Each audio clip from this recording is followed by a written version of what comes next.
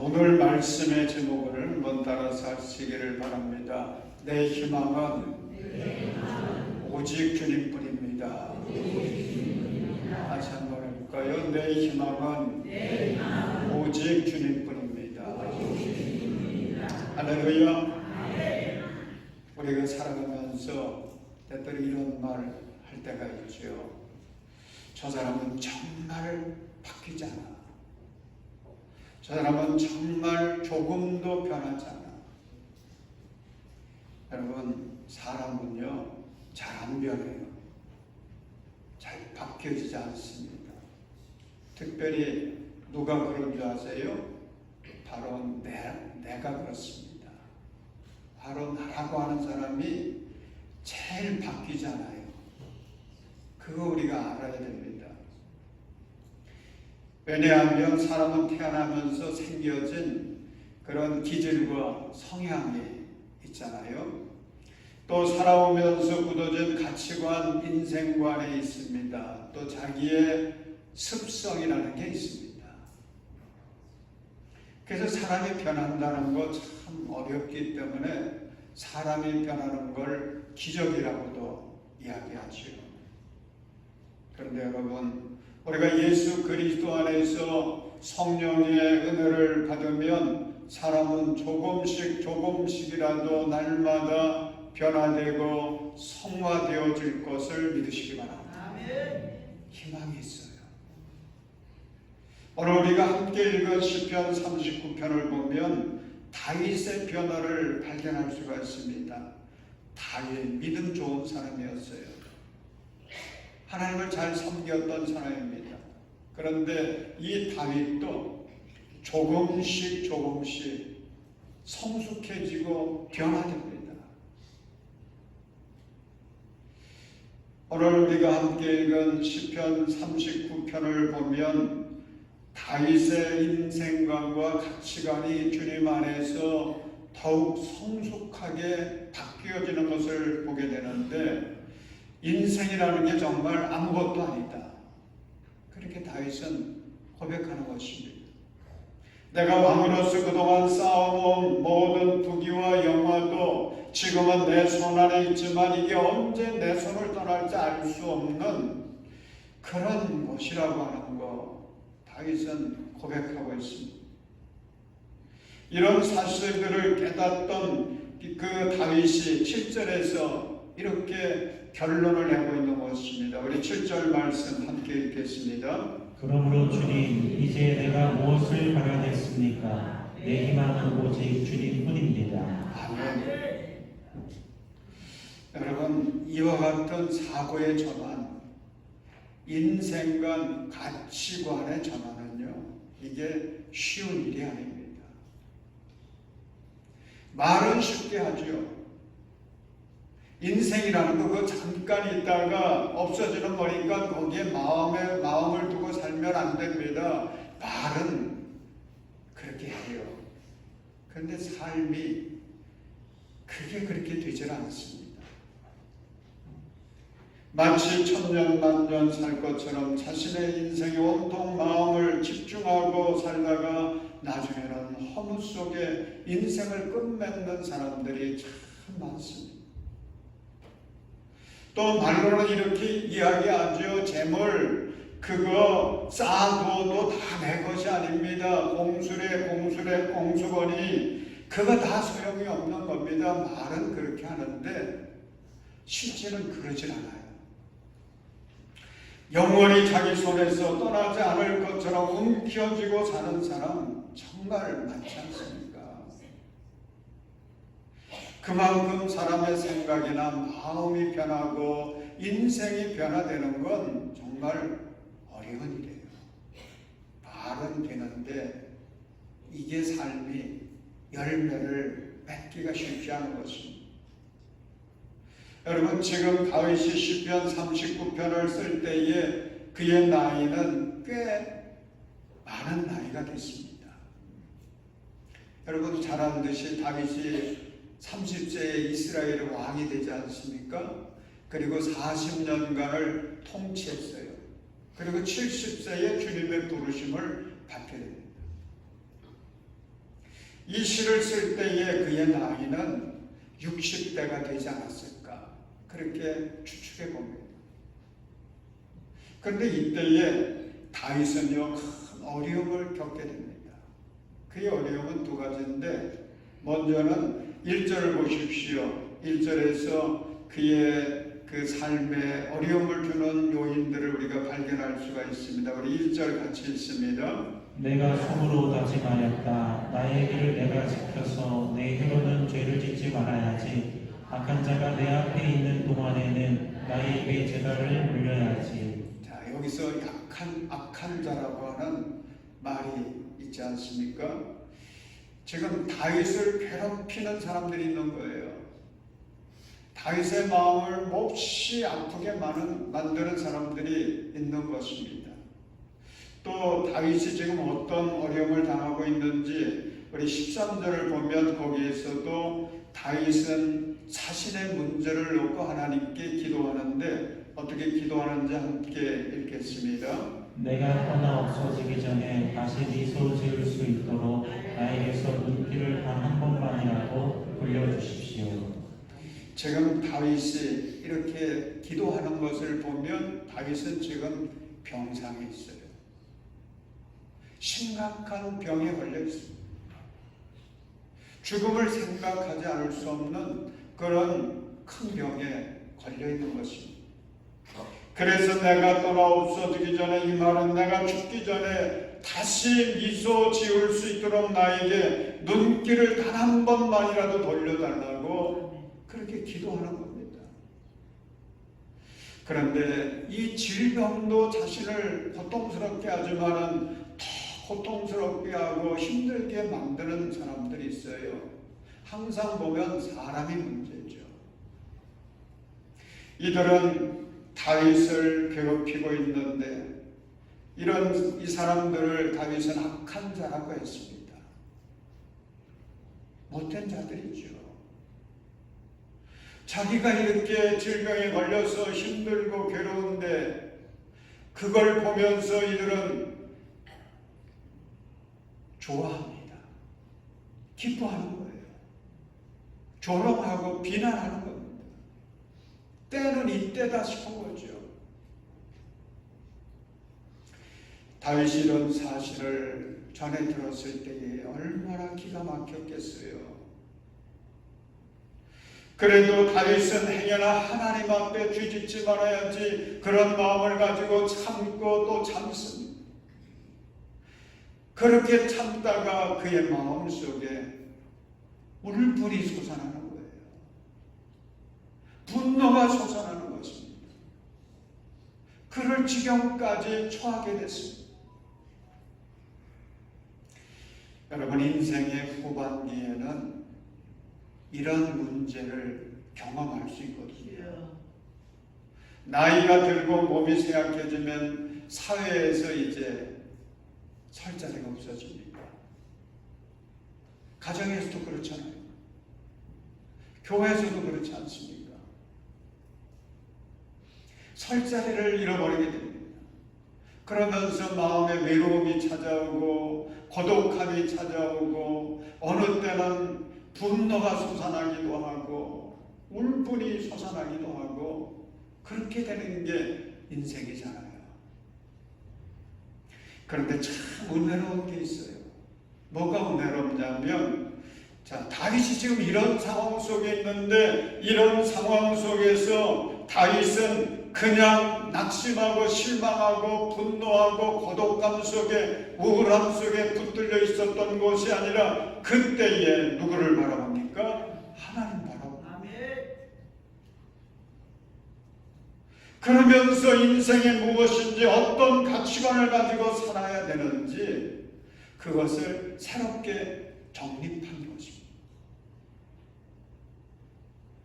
그래서 인생을 주 안에서 더 성숙하게 바꾸어간 거예요. 너무 은혜가 됐어요. 그러면서 그는 고백하는데 그 고백의 핵심이 바로 7절인 것입니다. 그러므로 주님, 이제 내가 무엇을 바라겠습니까? 내 희망은 오직 주님뿐입니다. 그렇게 고백한 것입니다. 여러분, 사람이 건강할 때는 잘 몰라요. 그런데 아파보면 그동안 보지 못하던 것들이 보이는 겁니다. 안목이 열리는 거예요.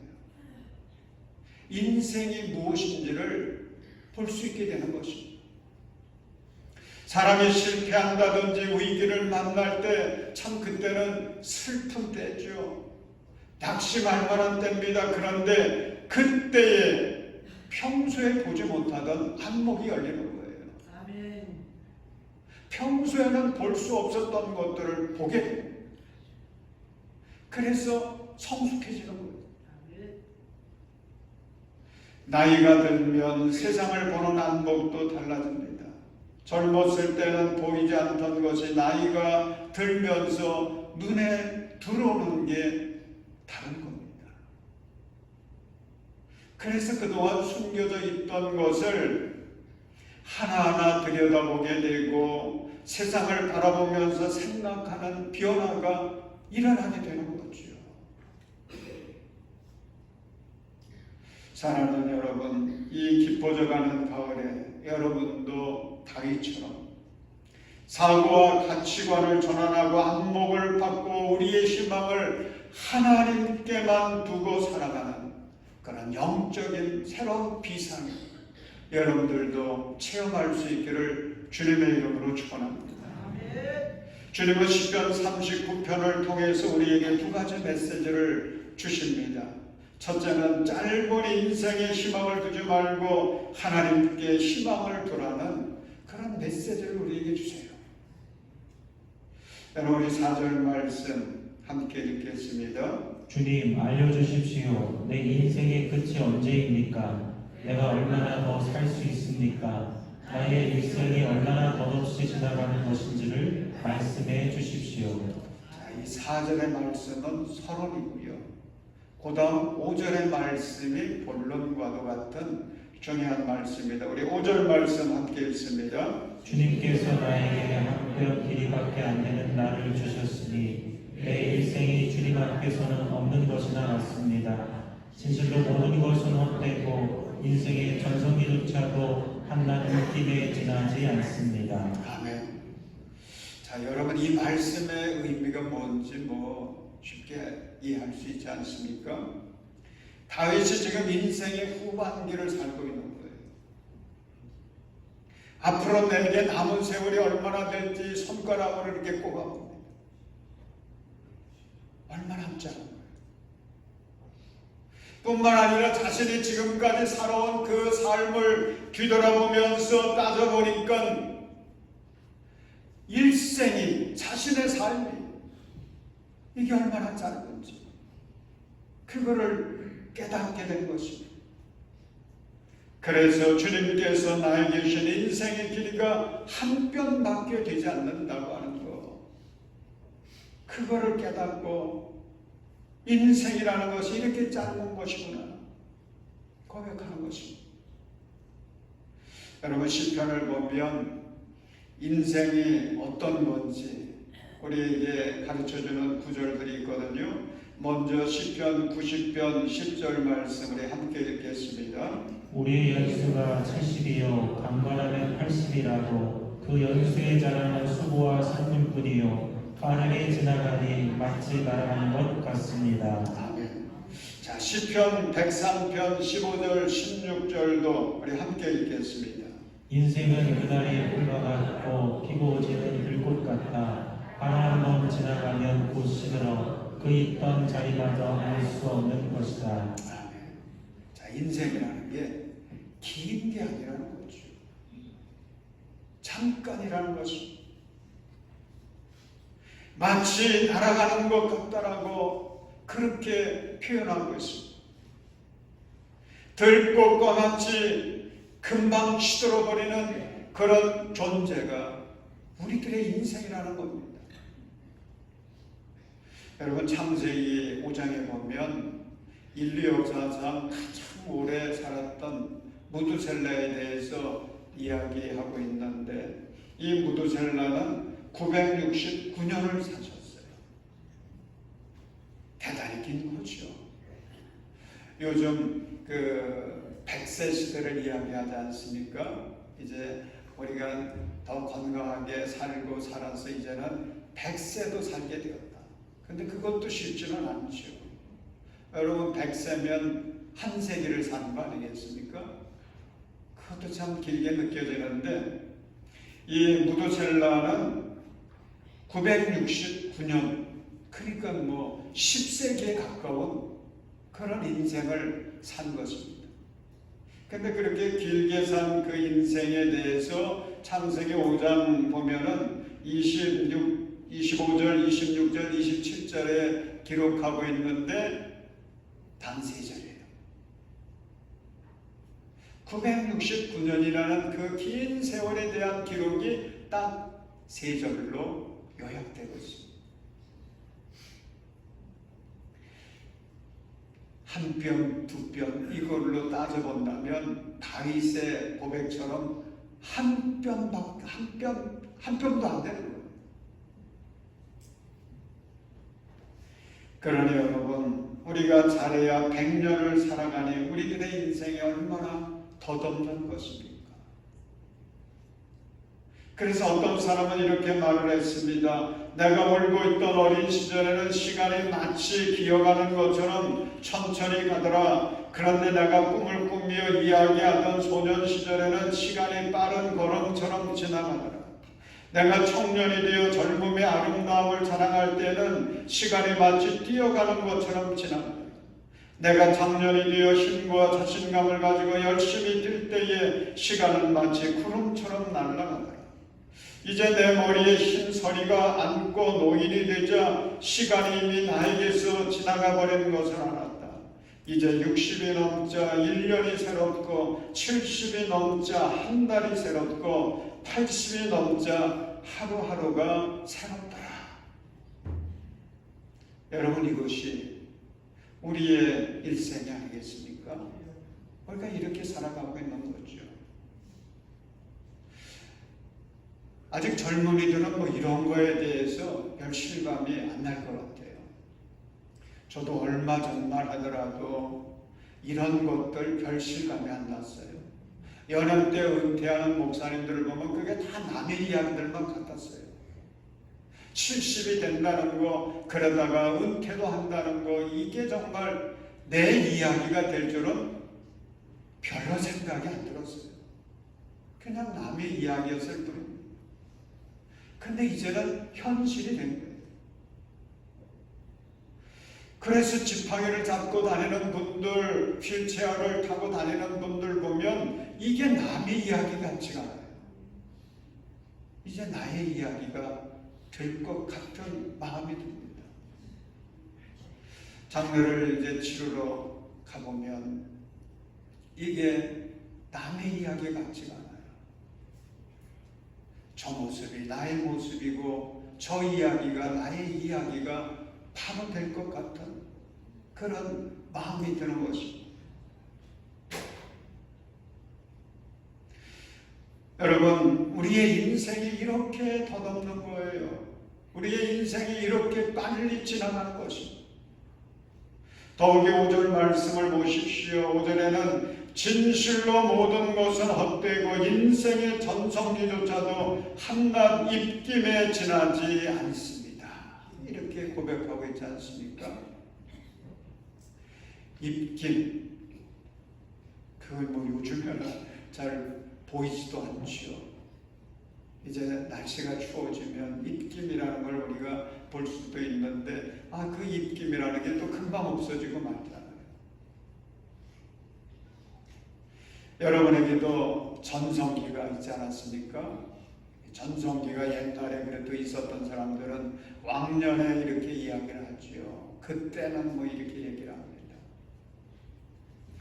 내 몸이 젊었고 건강하고 남보다 앞장서 달려가고 모든 일에 자신감이 있어서 나는 실패하지 않을 거야, 나는 잘못되지 않을 거야, 이런 생각을 갖고 있었던 그런 내 삶의 전성기가 있었습니다.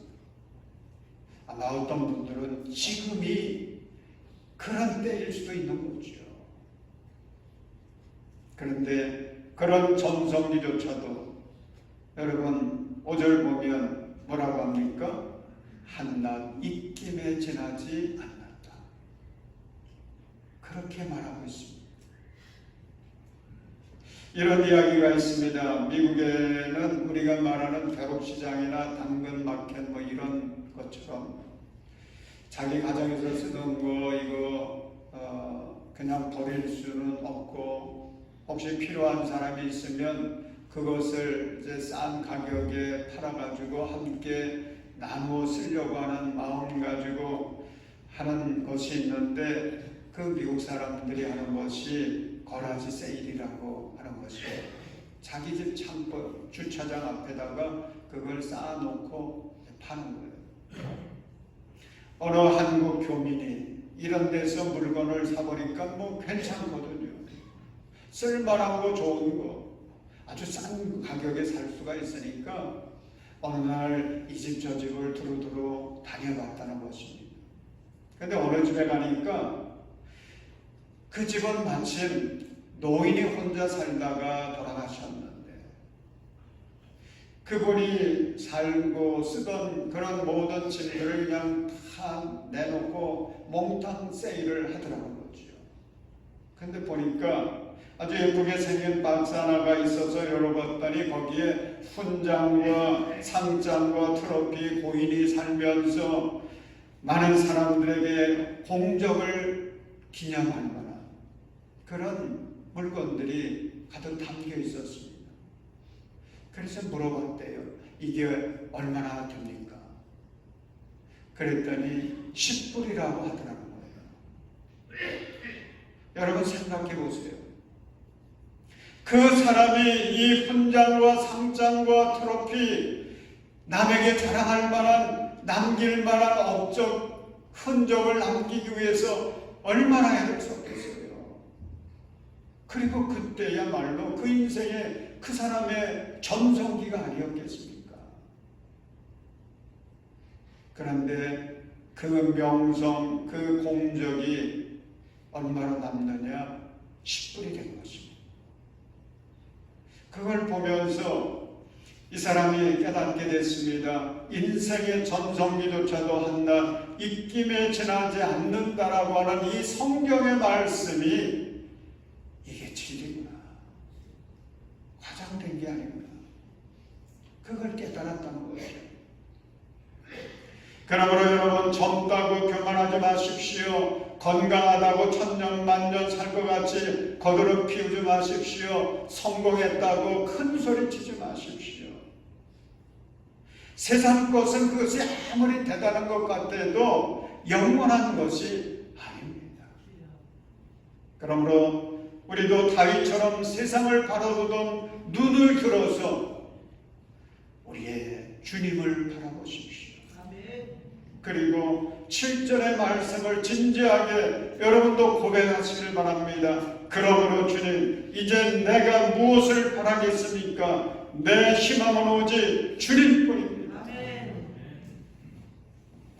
우리가 그런 믿음의 고백을 하면서 내 생각이 바뀌고 인생관이 바뀌면 나의 그 덧없는 인생이 영원과 연결됩니다. 그러면 우리의 삶의 의미가 무엇인지를 그리고 가치가 무엇인가를 알게 돼요. 무엇의 삶의 목표를 걸고 살아야 되는지를 발견할 수가 있습니다. 사랑하는 여러분, 여러분들도 영원하신 하나님께 희망을 두고 살아가므로 한 번뿐인 우리의 인생을 정말 가치 있고 의미 있고 보람되고 아름답게 복되게 살아가시기를 주님의 이름으로 축원합니다. 주님께서 본문을 통해 우리에게 주시는 두 번째 메시지는 뭐냐면 재물에 희망을 두지 말고 하나님께 희망을 두라고 우리에게 말씀하십니다. 여러분 우리 6절 말씀 함께 읽겠습니다. 걸어 다닌다고는 하지만 그 한평생이 실로 하늘하기 그림자일 뿐 재산을 늘리는 일조차도 다 허사입니다. 장차 그것을 거두어 들일 사람이 누구일지는 아무도 모르는 일입니다. 아멘.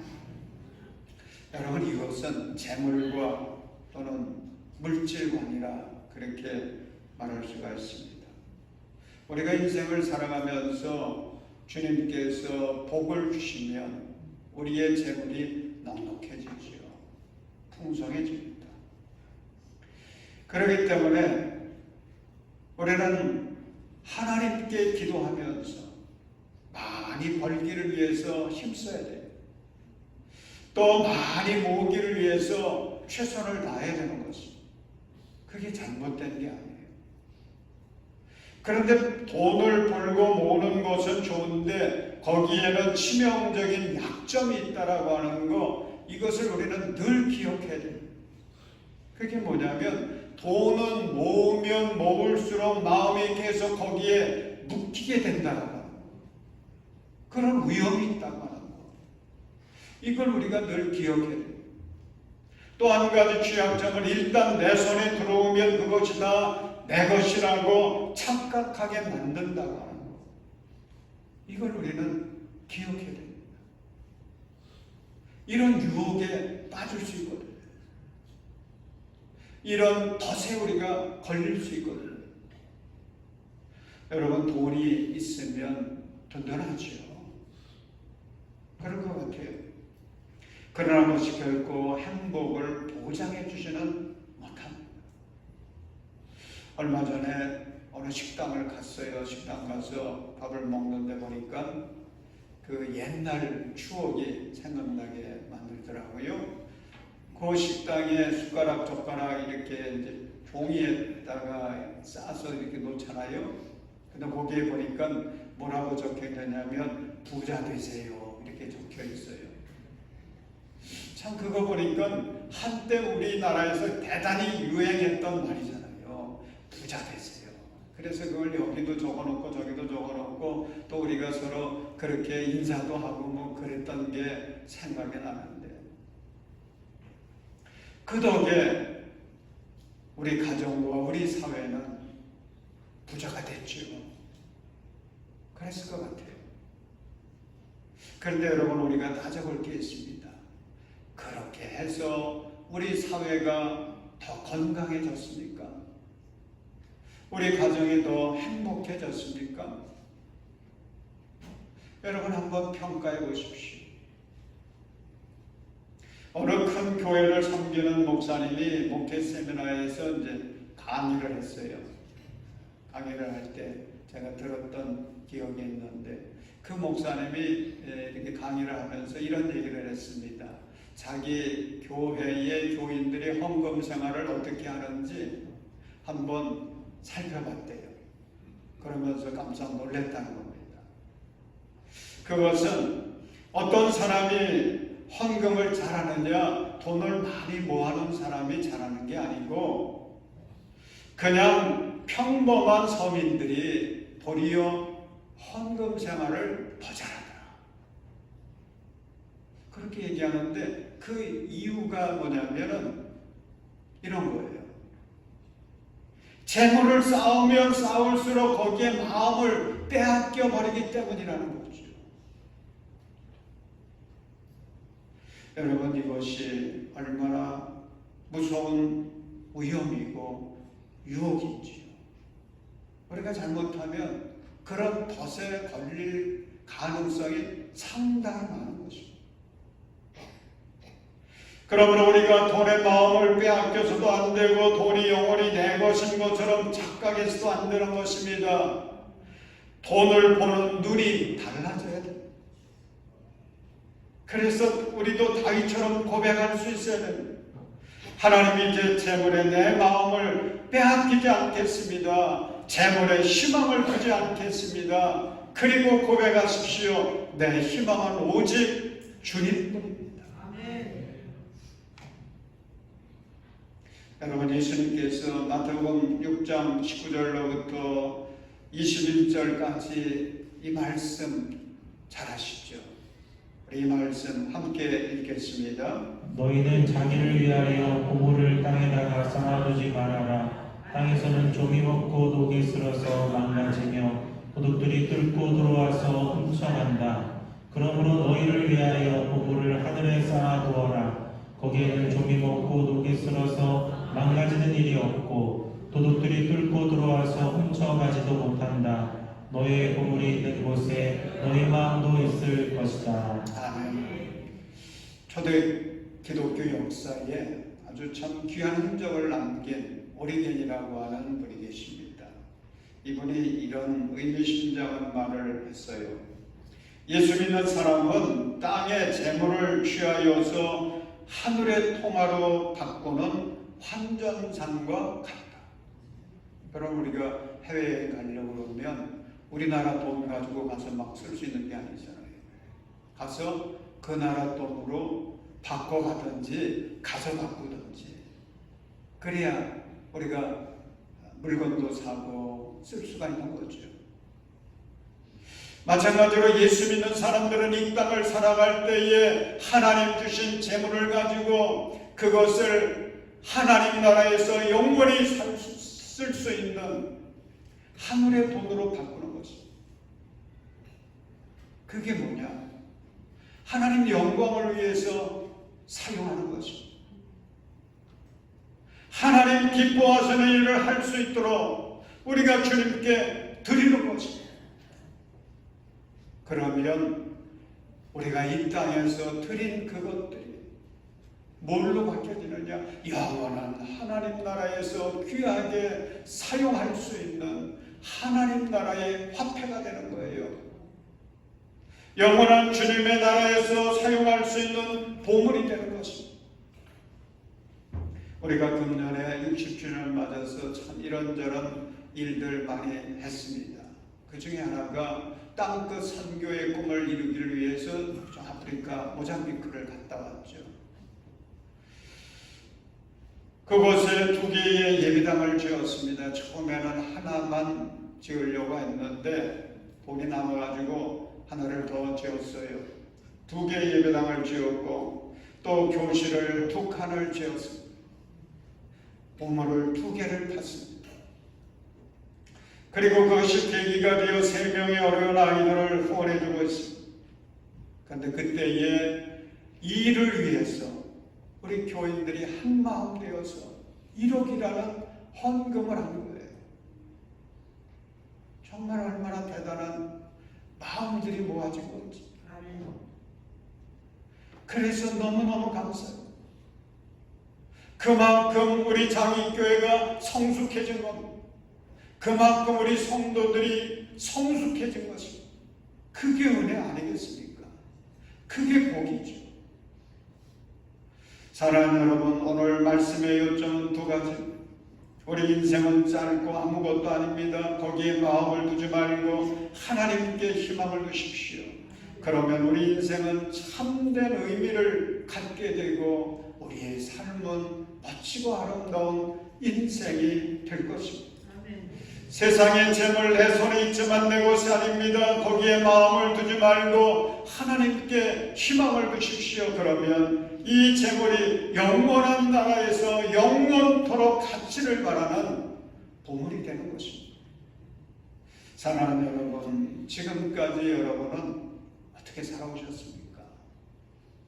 어떤 인생관을 가지고 살아오셨는지, 어떤 재물관을 가지고 살아오셨는지, 혹시 내가 잘못 생각하고 잘못된 그런 인생관, 그런 재물관을 가지고 살아왔다면 하나님께 회개하십시오.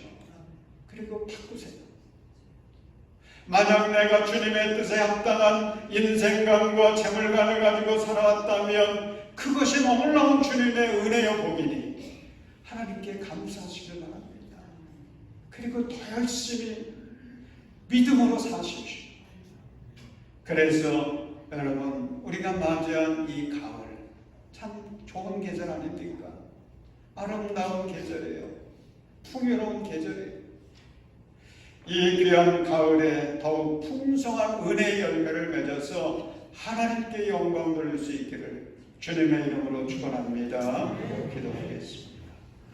사랑의 하나님, 이 시간 다윗을 통해서 우리에게 새로운 교훈을 주시니 감사합니다. 주님, 우리 마음에 임재하여 주옵소서. 우리의 생각을 변화시켜 주시옵소서. 우리 인생관이, 우리의 재물관이 바로 정립되게 하시고, 그래서 주님의 영광을 드러내게 하시며 주님이 약속하신 하늘의 복과 땅의 복을 누리며 하나님의 뜻을 이루어가는 우리 모두가 되게 하여 주시옵소서. 예수님의 이름으로 기도합니다. 아멘.